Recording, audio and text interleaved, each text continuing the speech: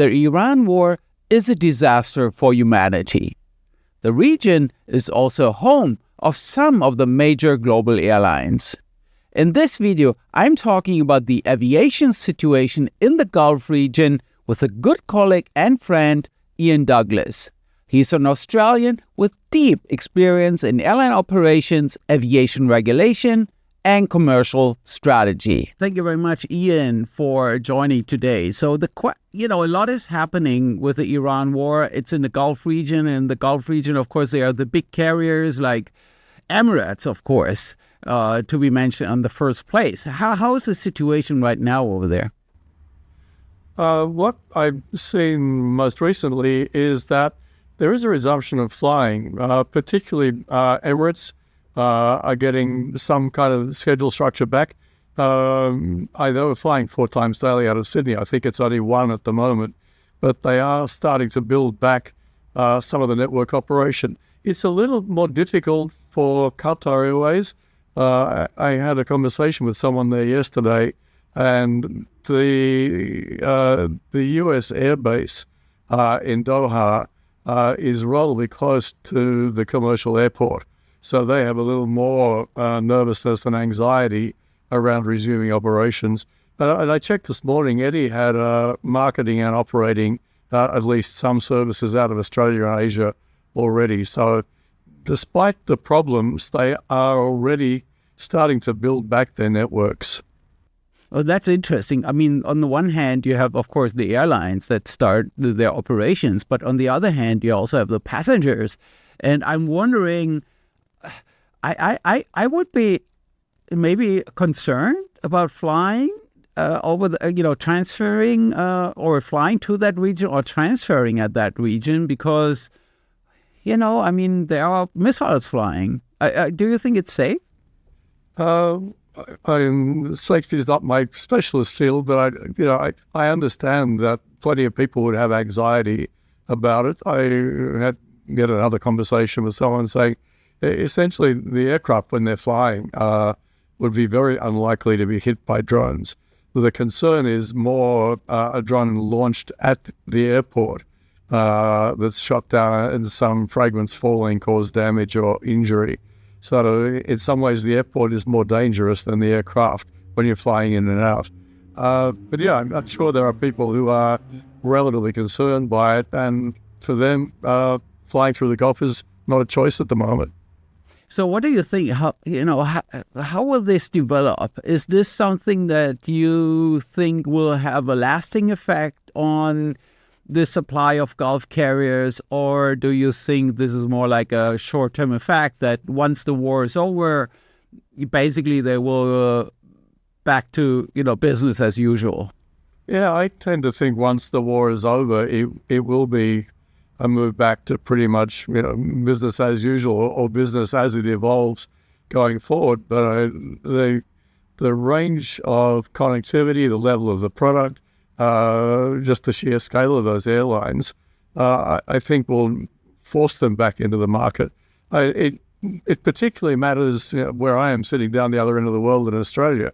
The Gulf carriers... What's their market share? What's their market share for, let's say Australia, European connections?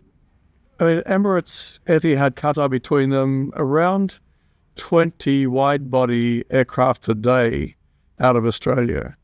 If you line that up against the European carriers, BA has 1 flight a day. Finnair is scheduling 1 flight a day in an upcoming season, and BA is talking about extending their Kuala Lumpur flight down to Melbourne as well. And Turkish have 1 flight a day, which is a fairly recent addition. So we're talking the Gulf carriers at 5 or 6 times the scale of the Europeans operating in here. The bigger operators into Australia are Singapore Airlines, to an extent Cathay Pacific as well. Singapore's second largest market after their home market in Singapore is Australia. And there are multiple frequencies. How about Qantas? I'm sorry, Qantas? Qantas, yeah.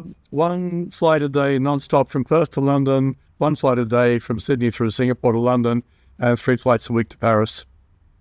That's it. So So you can really say the Gulf carriers are dominant. This is why the Australians are concerned about what's happening right now. Yeah, Qantas, 10, 12 years ago already, essentially said to Emirates, fly our European network.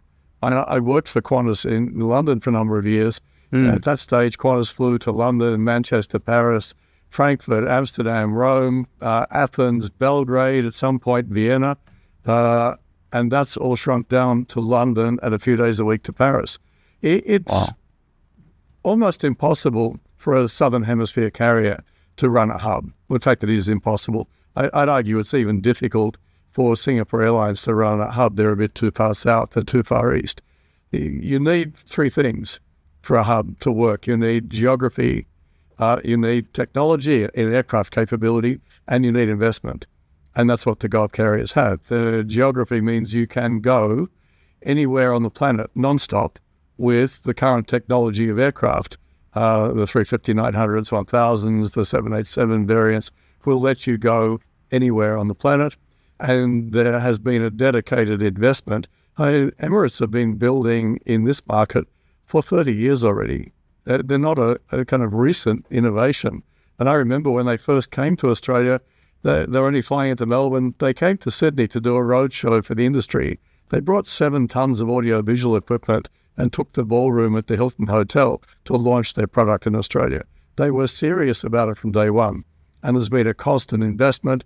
And Virgin Australia co-chairs through Doha with Qatar Airways, who are now a 25% shareholder, and Qantas co-chairs with Emirates across the Emirates network in a 10-year-old partnership.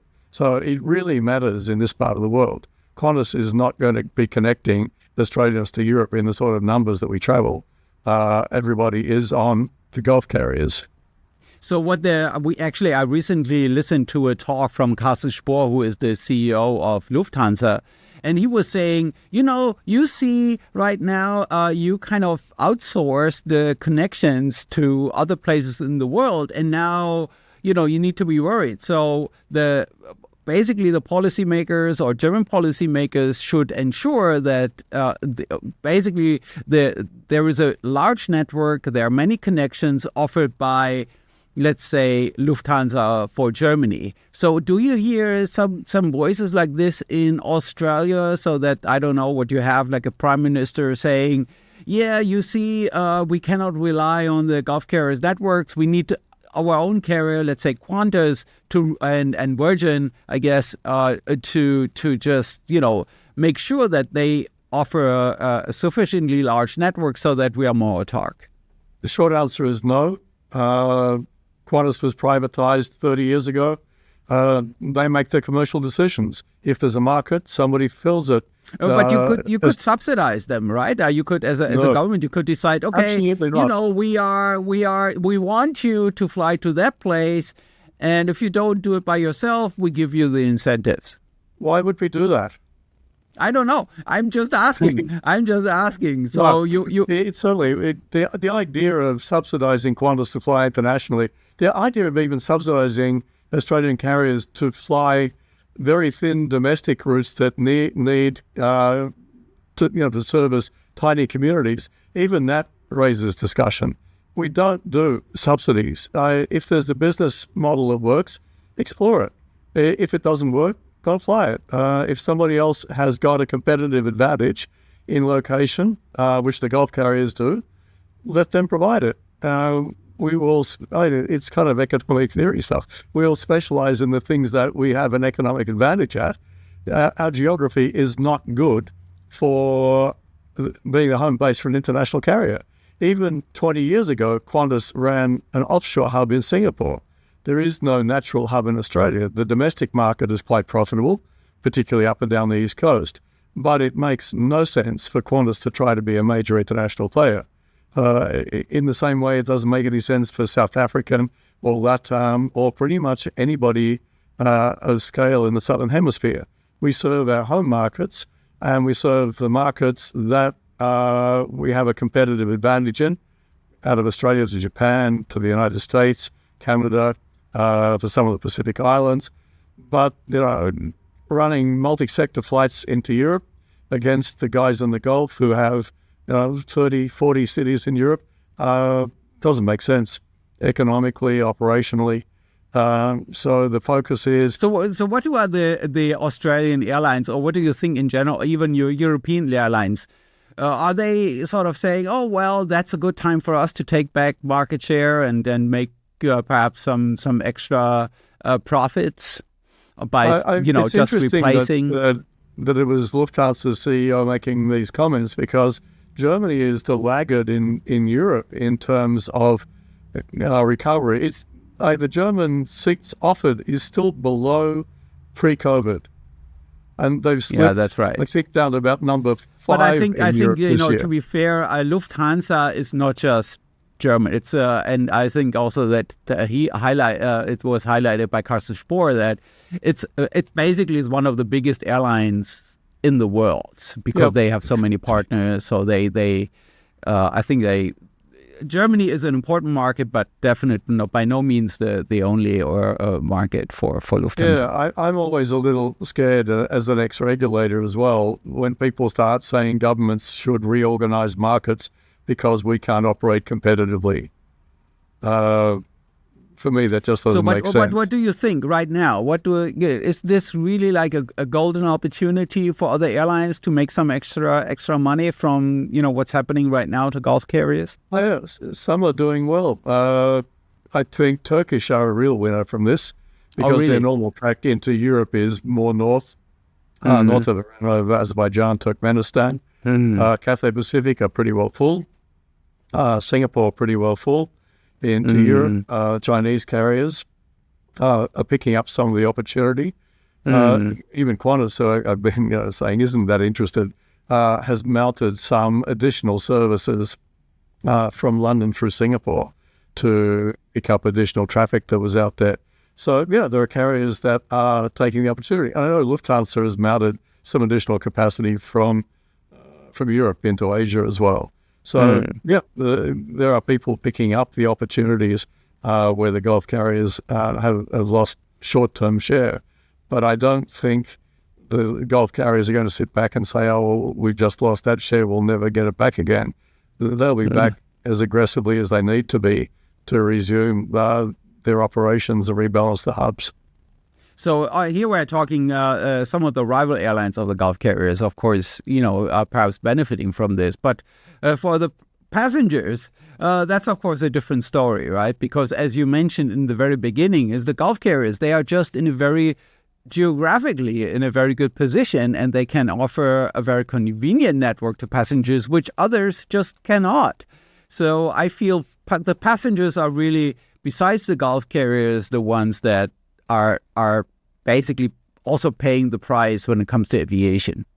Do you agree? Yeah, it's even there in product competition, though. If I have the option of connect on a Gulf carrier or Turkish or Singapore into a city in Western Europe, not the main hub, so not Frankfurt or Munich or Paris or Amsterdam, but one of the other range of cities they fly to.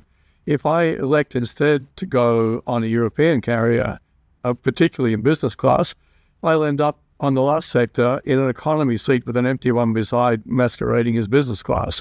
If I go in on the Gulf carrier, I go in on a flat bed with a full premium business class product. So even in product terms, the Europeans are not competitive with what's being offered into cities in Europe by the Gulf or Asian carriers. If certainly at the front end of the aircraft, it just doesn't make sense to go through Frankfurt or Munich and end up sitting in a 32-inch pitch seat on the front of an A320 when you could be getting the full long-haul premium service on a Gulf or an Asian operator. So from the passenger's perspective, that would definitely be a desirable development, that Gulf carriers will be,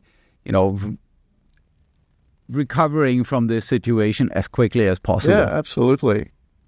They price at the premium end of the market out of here. They're not a discount operator. They're all selling at the top end of the market, and their products, and the Qatar product essentially lines up with Singapore Airlines. The two of them battle it out for best carrier each year. This Changi Airport in Singapore routinely wins best airport in the world. So those guys are really at the top end of the scale in product competition, and they're Hong not Kong getting their money actually by this wins efficiency awards quite well. I think actually I'm a big fan of Hong Kong Airport as well. Yeah. No, I agree. Hong Kong Airport's an excellent airport, and Cathay Pacific, another really polished operator. You look at the product and the home-based airport, the connectivity, the in-flight service, the frequent flyer programs, you line them up, and the European carriers are really not at an equal point competing.